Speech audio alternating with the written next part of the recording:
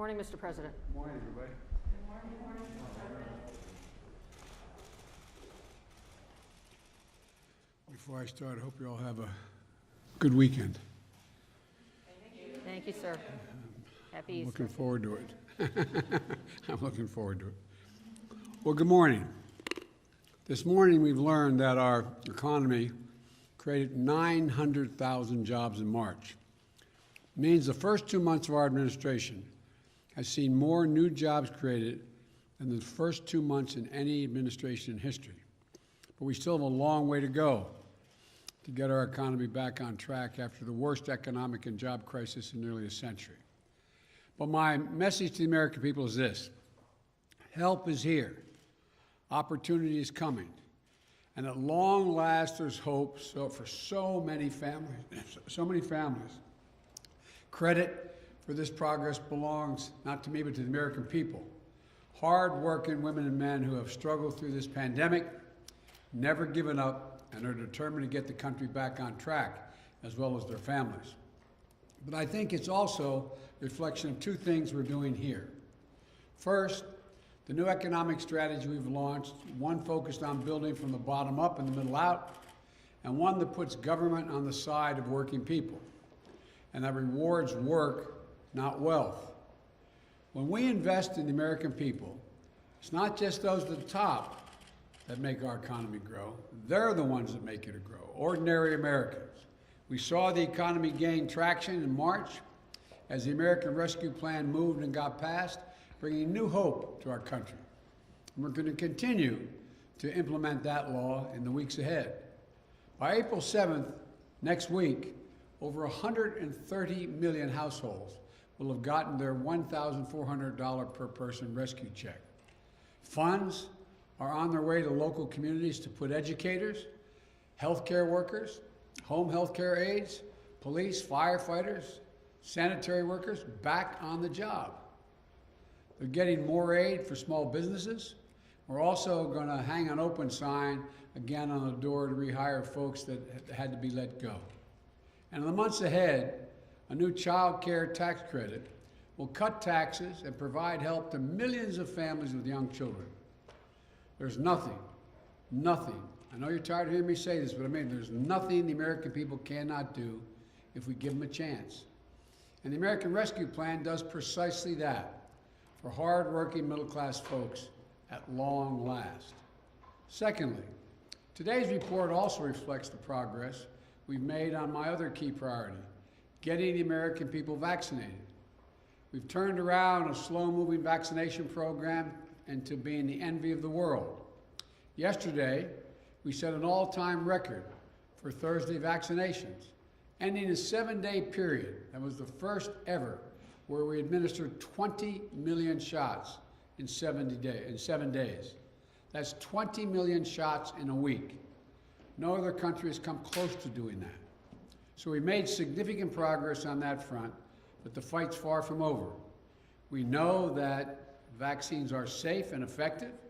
We're vaccinating more people than any other country on earth. We also have progress on jobs and progress on vaccinations. But in the face of this great news, I need also to make this clear and direct statement to the American people.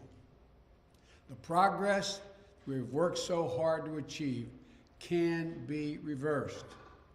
On the economic front, the benefits and the impact of the American Rescue Plan are temporary by design. It is a rescue plan. But as we get the economy back on its feet, we need to do the hard work of building back better for good, not just for a while, but for good. Not just the short term, but for good.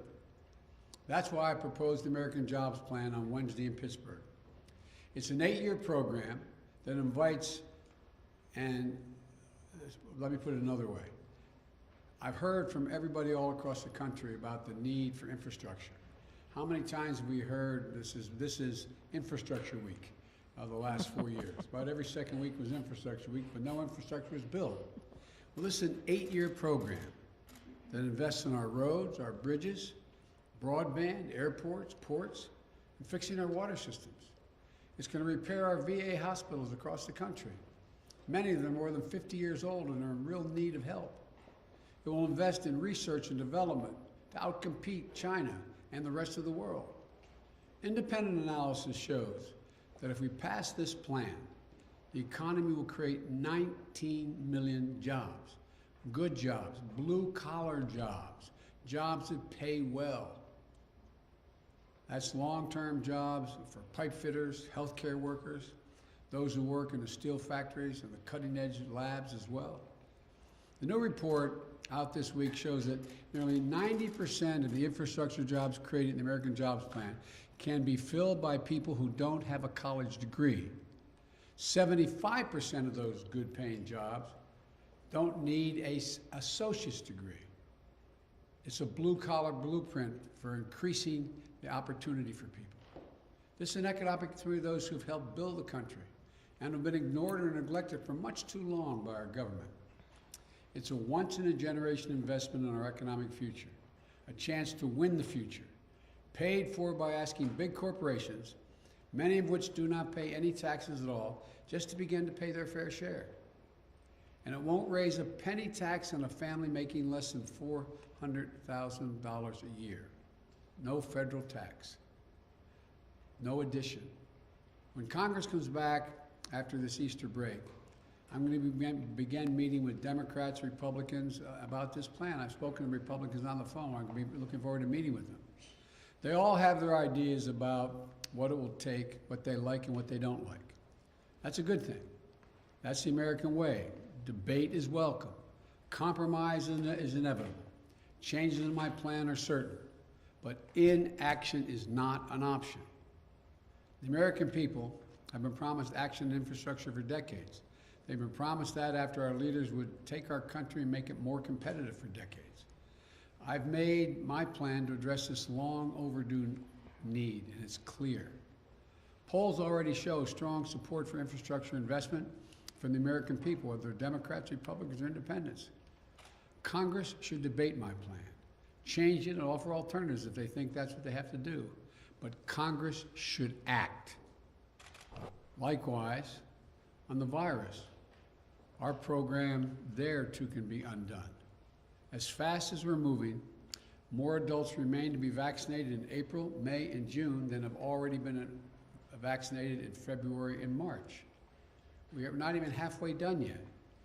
Too many Americans are acting as if this fight is over. It is not. I've told people that if my administration did the hard work of getting shots to all Americans in the next few months, and if the American people continued to do their part, mask up, practice social distancing, we could have a more normal July 4th. But this is still April, not July. We aren't there yet. And so cases are going up again. The virus is spreading more rapidly in many places. Deaths are going up in some states. So I ask, I plead with you, don't give back the progress we've all fought so hard to achieve. We need to finish this job. We need every American to buckle down and keep their guard up in this home stretch. Wear your mask. Keep safe distance from one another. Wash your hands. Get vaccinated when it's your turn. That's how we're going to beat the virus. Cast off the weight of the pandemic that's holding our economy back. Well, the earliest signs from this job report, this announcing today, are promising, and the American Rescue Plan is starting to make a real difference. Today's report also reminds us how deep a hole we started in. After a year of devastation, there are still 8.4 million fewer jobs today than there were last March. 8.4 million. We created 900,000 again, but 8.4 million jobs fewer today than last March.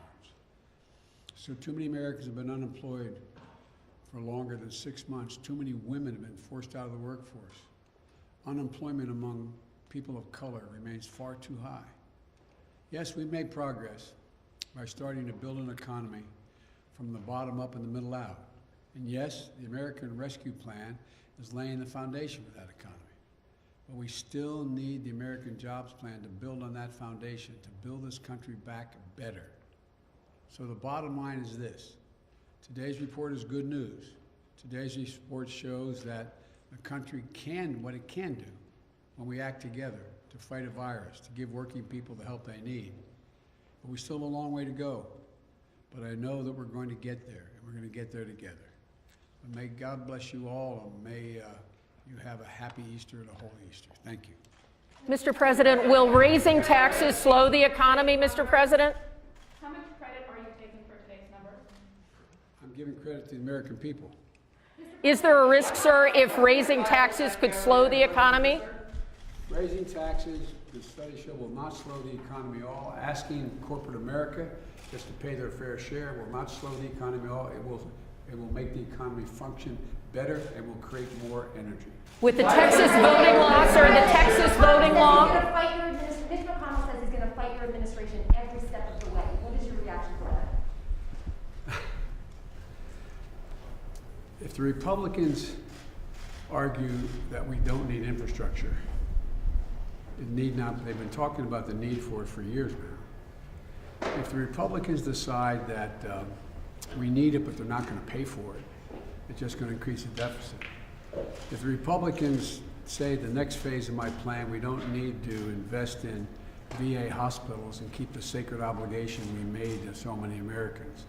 If the Republicans say that the 400,000 homes and schools and daycare centers that have lead pipes delivering water to their doors, if they say we shouldn't be doing that, what do you think would happen if they found out all the lead pipes were up in the Capitol and every time they turned on the water fountain? So I think, look, I think we're going to have I think the Republicans, voters, are going to have a lot to say about whether we get a lot of this stuff. The Texas voting law, sir, the Texas voting law?